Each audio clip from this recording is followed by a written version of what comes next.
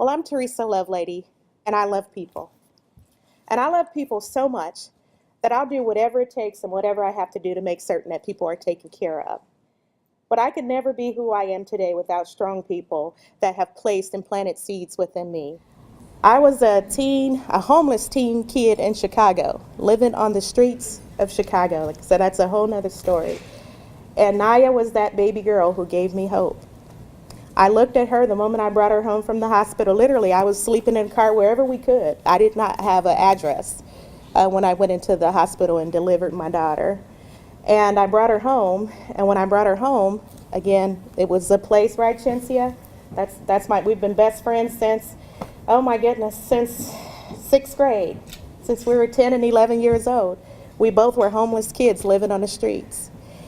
And we had this, it was an old apartment. We went into this old apartment, we shared it, and I have my other brother, he's not here right now, but I have another younger brother.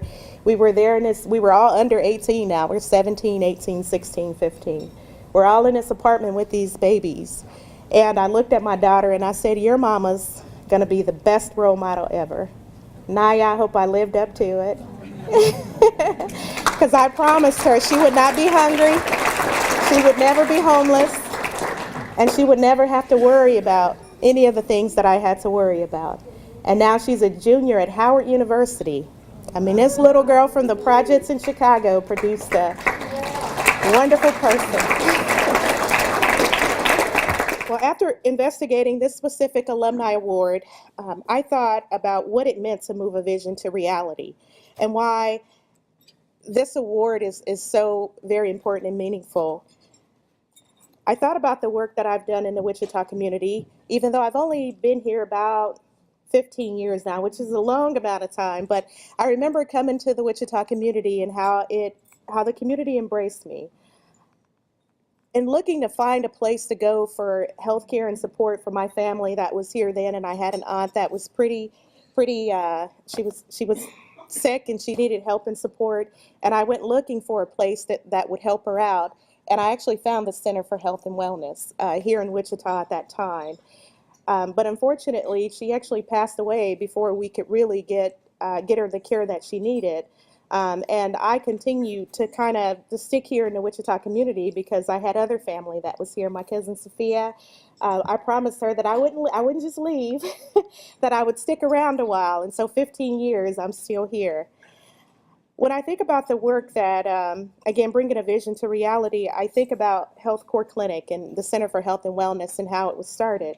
And as I transitioned to the Center for Health and Wellness, initially as a board member, that was brought to the clinic by Dr. Heggie. As a social work student, she actually told our class, we're going to meet over at this clinic over on 21st Street. And so the entire class met there. And while we were learning about all the wonderful and great things that were going on, I told her I've been a patient here for a very long time with my family. And at that time, Beverly White, who was a former person here at Newman also, she asked me to join their board. And when I joined their board, I just realized that there was a lot of work that needed to be done around integrating mental health. And I'll talk a little bit about that later, about what we've done with integrating mental health in the community. But for those of you that do not know, Center for Health and Wellness, which is now HealthCore Clinic, is a federally qualified clinic that's here in Wichita, Kansas, that provides access to medical, mental health, and substance abuse services to anyone, regardless of their ability to pay.